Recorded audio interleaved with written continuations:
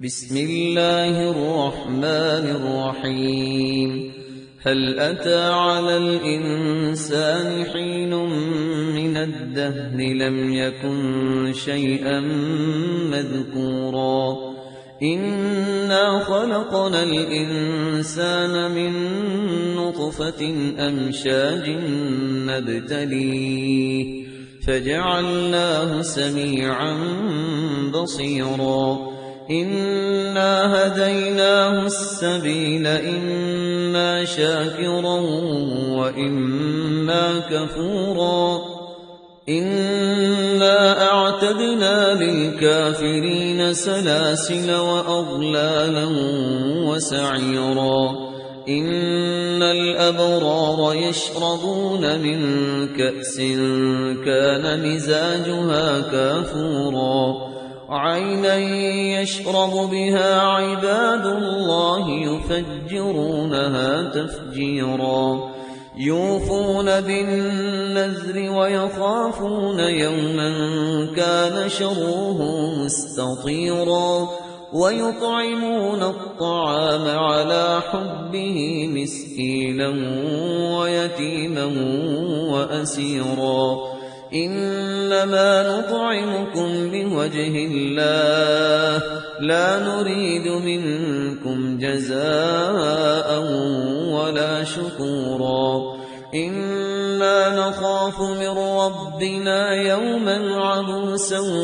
قمطريرا فوقاهم الله شر ذلك اليوم ولقاهم نضرة وسرورا وجزاهم بما صبروا جنة وحريرا متكئين فيها على الأرائك لا يرون فيها شمسا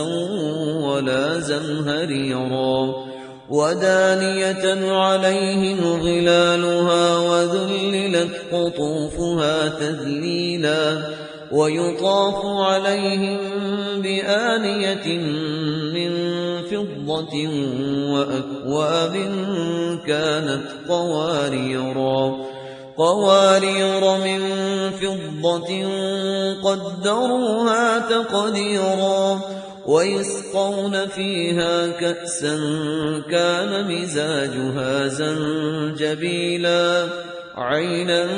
فيها تسمى سلسبيلا ويطوف عليهم ولدان مخلدون إذا رأيتهم حسبتهم لؤلؤا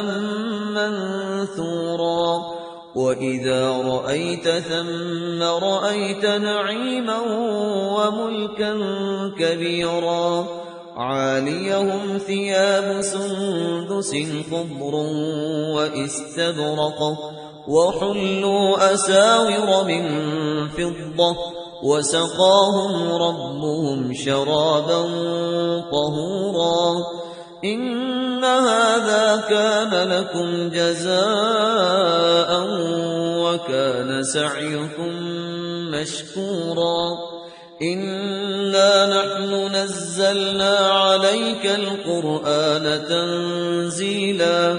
فاصبر لحكم ربك ولا تطع منهم آثما أو كفورا واذكر اسم ربك بكرة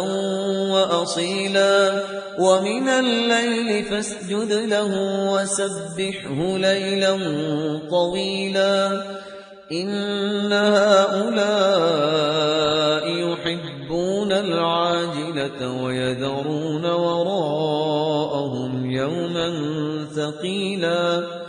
نحن خلقناهم وشددنا أسرهم وإذا شئنا بدلنا أمثالهم تبديلا إن هذه تذكرة فمن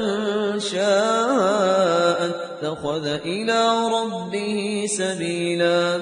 وما تشاءون إلا أن يشاء الله إن الله كان عليما حكيما يدخل من يشاء في رحمته والظالمين أعد لهم عذابا أليما